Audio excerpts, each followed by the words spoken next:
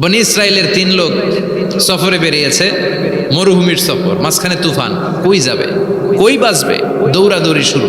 দৌড়াতে দৌড়াতে এক পাহাড়ের গুহার ভেতরে আশ্রয় নিয়েছে। গুহা চিনেন তো? পাহাড়ের গুহা।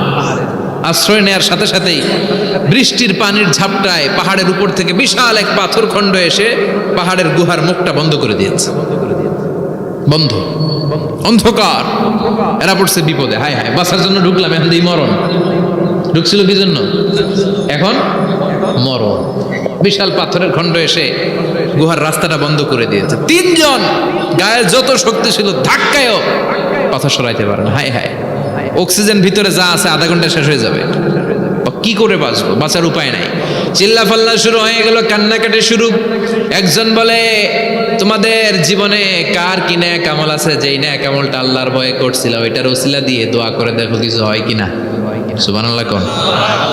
এটাই উপায়। একজন হাঁটু গেড়ে চোখের পানি ছাড়া শুরু করছে আর দোয়া শুরু করছে, আল্লাহ আল্লাহুম্মা কানাত লি আবাওয়ান শাইখান কাবীরা। আল্লাহ, আমার বাবা মা ছিল বৃদ্ধ বৃদ্ধা, আমি পেশায় রাখাল, সারাদিন ছাগল চড়িয়ে রাত্রিবেলা দুধ আনতাম, সবার আগে আব্বা মারে দিতাম, এরপরে আমার ছেলে মেয়ে, এরপরে স্ত্রী। একদিন গভীর রাতে এসে দেখি আব্বা আম্মা ঘুমায়। দুধের বাটি নিয়ে আব্বা আম্মার মাথার সামনে দাঁড়িয়ে রইলাম। ছেলে মেয়েগুলো আব্বা এসে বলে, আব্বা দুধ দাও। আমি বললাম পরে, আগে আব্বা আম্মা খাবে, তারপরে তোরা। ছেলে মেয়েগুলো কান্না জুড়ে দিল, আমি দেই নাই। ফজর পর্যন্ত দাঁড়িয়ে রইলাম। ফজরের আগ দিয়ে আব্বা আম্মা ঘুম থেকে উঠে দেখে তো আমার অবাক, কিরে বাবা দাঁড়িয়ে কেন? বললাম প্রতিদিন দুধ খেয়ে ঘুমাও, আজকে আগে আগে ঘুমিয়েছ, দুধ খাও নাই, তোমাদেরকে আগে দিব বলে দাঁড়িয়ে রইলাম। আল্লাহর ডেকে বলে, আল্লাহ ওই দিন সারা রাত দুধের বাটি নিয়ে মা বাবার শিওরে আমি দাঁড়িয়েছিলাম। ফজরের সময় আব্বা আম্মারে দুধ খাওয়ালাম, তারপরে ছেলে মেয়েদেরকে দিয়েছিলাম, তারপরে স্ত্রীর মুখে দিয়েছিলাম। ও মাবুদ, ওই দিনের এই কাজটা আমি দুনিয়ার কাউরে খুশি করার জন্য করি নাই, শুধুমাত্র তোমার খুশি ছাড়া। ওই রাতের ইবাদত যদি তোমার দরবারে ভালো লেগে থাকে, ফাফাররিজ আন্না মা নাহনু ফি, আজকের বিপদের দিনে কেউ বাঁচানোর নাই, তুমি আমাদের বাঁচাও। ফানফাজারাত, মুহূর্তের মধ্যে 1/3 বিশাল পাথর খণ্ডটা 1/3 ডান দিকে সরে যায়, এক পাশে সরে যায়। সামান্য আলো বাতাস ঢুকতে আরম্ভ করবে। এখন বাতাস ঢুকে, এখন বেঁচে থাকতে পারবে এই নিশ্চয়তা হয়েছে। সুবহানাল্লাহ কোন। এবার সে বলল, ভাই তোর কি আমল আছে বল। দ্বিতীয় জন হাঁটু গেড়ে আবার চোখের পানি ছেড়ে আল্লাহর ডেকে বলে, মাবুদ আমার এক চাচাতো বোন ছিল, কানাত লি ইবনাতু আম জামিলা ওয়া কুনতু উহিব্বুহা কাআশাদ্দি মা ইউহিব্বুর রিজাল আন-নিসা। আল্লাহ, সুন্দরী, অনন্যা, অপ্সরী, প্রিয়ংবদা, অনুসুয়া, গুণবতী, রূপবতী আমার এক চাচাতো বোন ছিল, তার প্রেমে আমি ছিলাম পাগল পাড়া, কিন্তু সে তো আমার ডাকে সাড়া দেয় না। অনেক চেষ্টা করলাম তারে পাওয়ার জন্য। চাচাতো বোন আমারে বলে, 100 স্বর্ণ মুদ্রা যেদিন দিতে পারবা ওই দিন আমারে পাবা। এবার আমি স্বর্ণ মুদ্রা কালেকশনের কাজে লেগে গেলাম। বছরের পর বছর চেষ্টা করে 100 স্বর্ণ মুদ্রা যেদিন পেলাম ওই দিন চাচাতো বোনের কাছে গেলাম, যে তার হাতে স্বর্ণ মুদ্রা দিলাম, বললাম চলো এবার আমরা অপকর্ম করি। স্বর্ণ মুদ্রা পেয়ে সেও খুশি, আমিও খুশি। সে পাইছে স্বর্ণ, আমি পাইছি তারে। গোপন একটা রুমের ভেতরে ঢুকলাম, দুজনে জামা কাপড় খুলে ফেললাম, নেকেড হয়ে পাপ কাজ শুরু করব। ইন দা মিন টাইম আমার চাচাতো বোন আমারে বলে, ও আমার চাচাতো ভাই, আমারে তুই আমার সতীত্ব তুই নষ্ট করে দিস না, ইত্তাকিল্লাহ, আমার সম্ভ্রম তুই শেষ করে দিস না, ইত্তাকিল্লাহ, আল্লাহরে ভয় কর। আল্লাহ, ওই মুহূর্তে ফিরে আসা কঠিন কঠিন, কিন্তু ইত্তাকিল্লাহ, আল্লাহরে ভয় করে, এই শব্দটা যখন শুনলাম আমার ভিতরটা কেঁপে উঠেছে। আমি মুহূর্তে তোমার ভয়ে জামা পড়ে ওই রুম থেকে চিৎকার মেরে বেরিয়ে গিয়েছে। আল্লাহ, সেদিন আমি পাপ কাজ করি নাই, সেদিন আমি মনের খায়েশ মিটাই নাই, তোমার ভয়ে সেদিন আমি দৌড়ে পালিয়েছি। ওই দিনের ইবাদতটা, আমলটা যদি তোমার কাছে ভালো লেগে থাকে, ফাফাররিজ আন্না ফিমা নাহনু ফি, আজকে যেই বিপদে আছি তুমি বাঁচাও। বলার সাথে সাথে 2/3 2/3 পাথরের খণ্ডটা আরো ডান দিকে সরে যায়। সুবহানাল্লাহ পড়েন। এবার আরো বড় ফাঁকা হয়েছে। এবার তারা বেরোতে চেষ্টা করলো, দেখে মাথা বেরোয়, শরীর বেরোয় না, হাত বেরোয়, পিঠ বেরোয় না, পা বের হয়, দেহ বেরোয় না, আরো ছুটতে হবে। এবার বাকি আছে কয়জন? একজন। সে দোয়া করতে শুরু করলো, আল্লাহ ইস্তাজারতু জারাক, আমি ব্যবসায়ী ছিলাম, অনেক শ্রমিক ভাড়া করে একদিন একটা কাজ করালাম, সব শ্রমিকের টাকা দিয়ে দিলাম। এক শ্রমিক টাকা না নিয়ে ভাগলপুর কই যে গেছে নিজেও জানি না, ওর টাকা আমার কাছে রয়ে গেল। এই শ্রমিককে আর টাকাটা বুঝাই দিতে পারি নাই। এই টাকা দিয়ে আমি কয়েকটা ছাগল কিনলাম, এই ছাগলগুলো বাচ্চা দিল, ওগুলো বাচ্চা দিল, ওগুলো বাচ্চা দিল, দিতে দিতে বিশাল ছাগলের ডেইরি ফার্ম করে ফেললাম তার ওই টাকা দিয়ে। 1 যুগ 12 বছর পরে সে এসে বলে আমার টাকা ফিরায় দাও।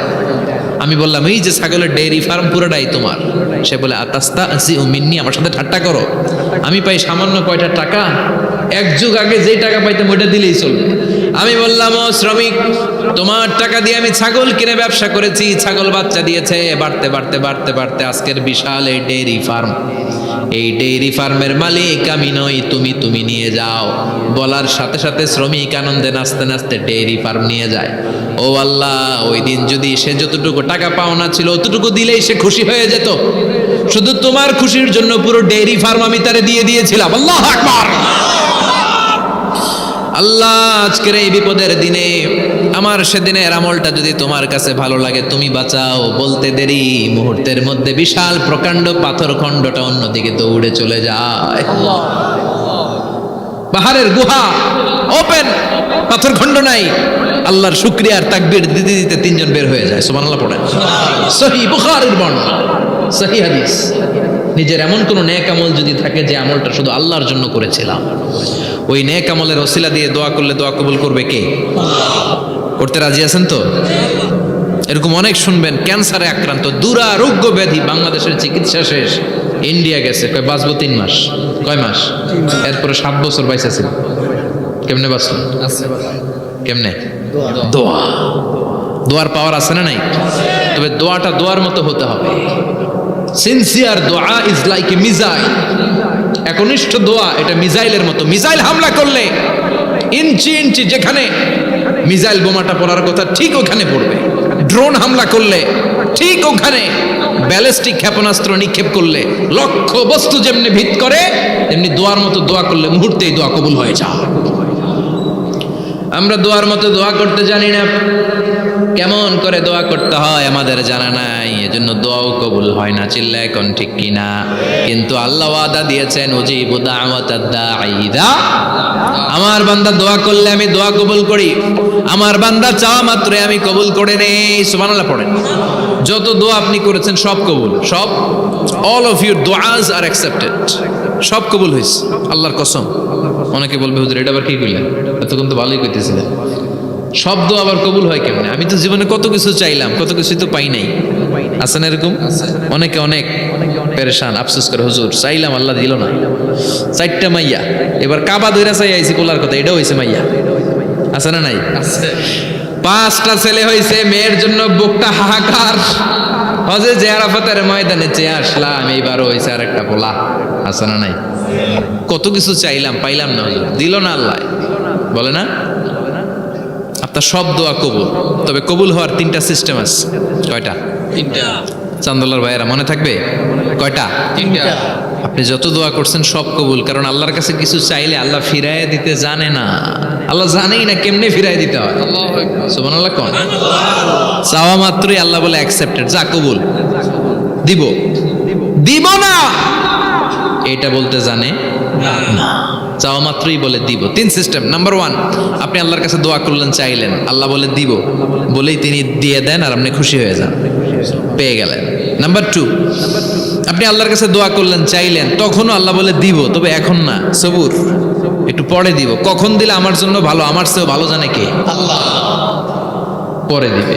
নাম্বার 3, চাইলেন, দোয়া করলেন, আল্লাহ তখনও বলে দেব, তবে এখনো না, পরেও না, কিয়ামতের দিন যেদিন বিপদে পড়বে ওই দিন দেব। যেদিন তোর বাবা তোরে চিনবে না, তোর মা তোরে চিনবে না, বন্ধু বন্ধুরে চিনবে না, পীর সাহেব মুরিদরে চিনবে না, মুরিদ পীর সাহেবরে চিনবে না, ইমাম সাহেব মুসল্লিরে চিনবে না, মুসল্লি ইমাম সাহেবরে চিনবে না, কেউ কাউরে চিনবে না। ওই কঠিন দিনে তোরে আমি বাঁচাইয়া দেব। তাইলে দোয়া যা করছেন ছোটবেলা থেকে আজকে পর্যন্ত, লস হয়েছে না লাভ? লস না লাভ?